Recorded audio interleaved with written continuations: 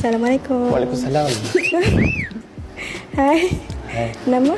Nama Muhammad Syami bin Muhammad Lizan. Syami tu saya, Lizan tu bakal bapa pentu awak. Astagfirullahaladzim. Umur berapa? 21. Memang saya muda tapi insyaAllah saya boleh jaga awak seadanya. Hobi? Hobi saya makan. Awak jangan risau, saya akan jadi gemuk biar orang takkan pandang Hobi saya. makan? Okey. Syami suka perempuan macam mana?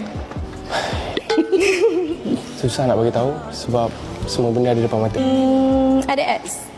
Ads mestinya ada sebab itu pengalaman hidup kita. Berapa orang ex? Seorang Sekarang single ke tak? single. Alhamdulillah. Ya ke? Betul. Tak percaya saya? Tak. Percayakan saya. Okey. Syami orang yang macam mana? Nyabar ke? Baran ke? Tak.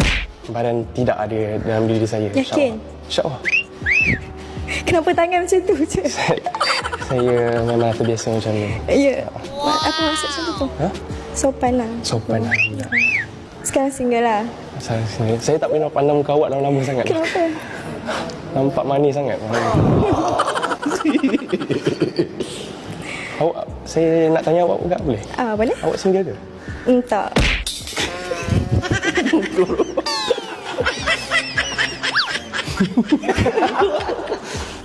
Asal mana tadi? Asal awak tak tanya lagi Kuala Lumpur. Asal KL. Asal KL. Okey ni. Masya Allah. Awak kalau ada apa-apa nanti bagi tahu je lah. Okay? Kalau macam dah line dah putus ke apa bagi tahu. Kita bawa masuk Syahmi.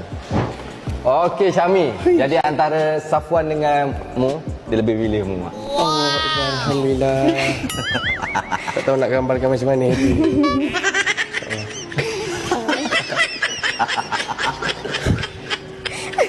Awak jangan lagi nak macam tu.